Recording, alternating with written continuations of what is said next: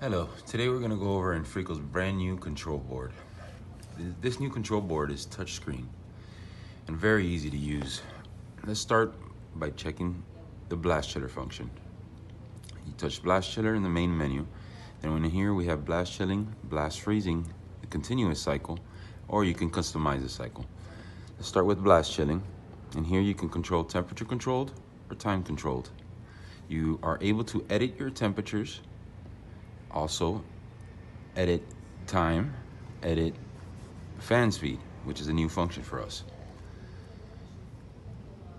Once you're done here, you can also choose if you want hard function, and you can touch the chef once you're done with your settings, and this will bring you to the conservation screen where you can adjust your temperatures and fan speed. This is the holding stage. And you go back, same thing for blast freezing. You can change it from temperature controlled to time controlled. You can change it from soft or not soft. You can adjust your temperatures and times and fan speed. You touch the little chef.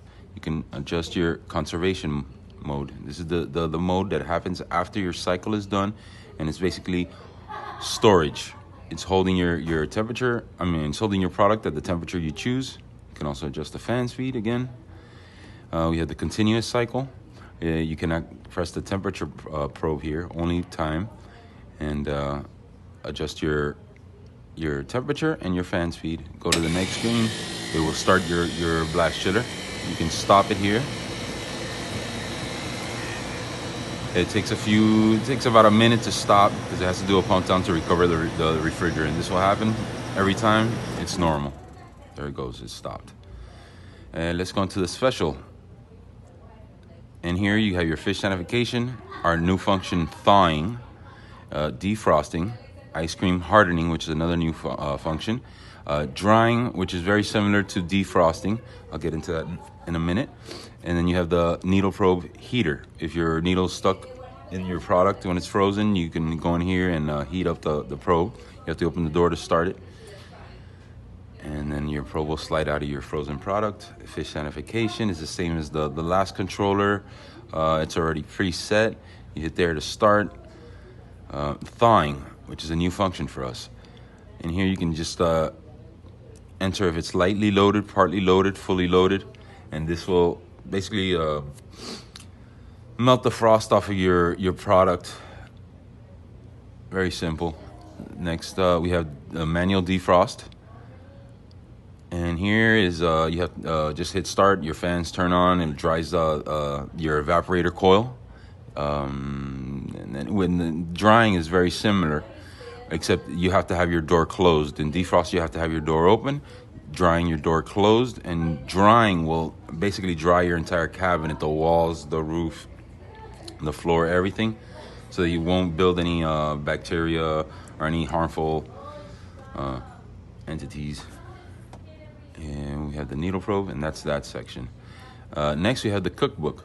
And here we have blast chilling or blast freezing recipes that are already preset.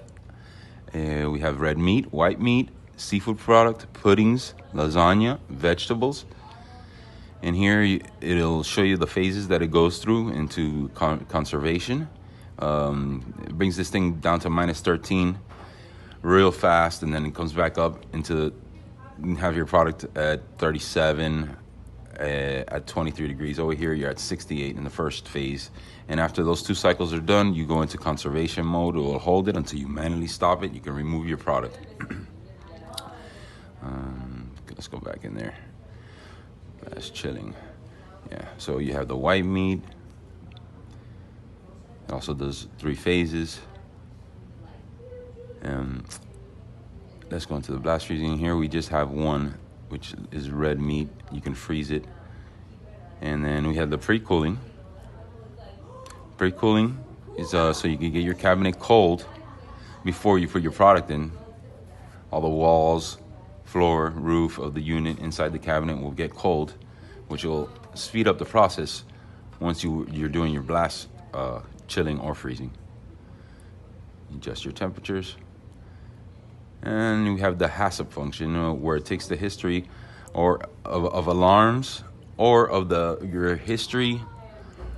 It records the history of your cycles. You have to insert the USB, and it'll download an Excel file, which you can later take to your computer and check the history on what happened throughout your cycles.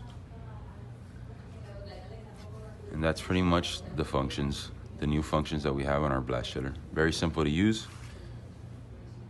And have a good day.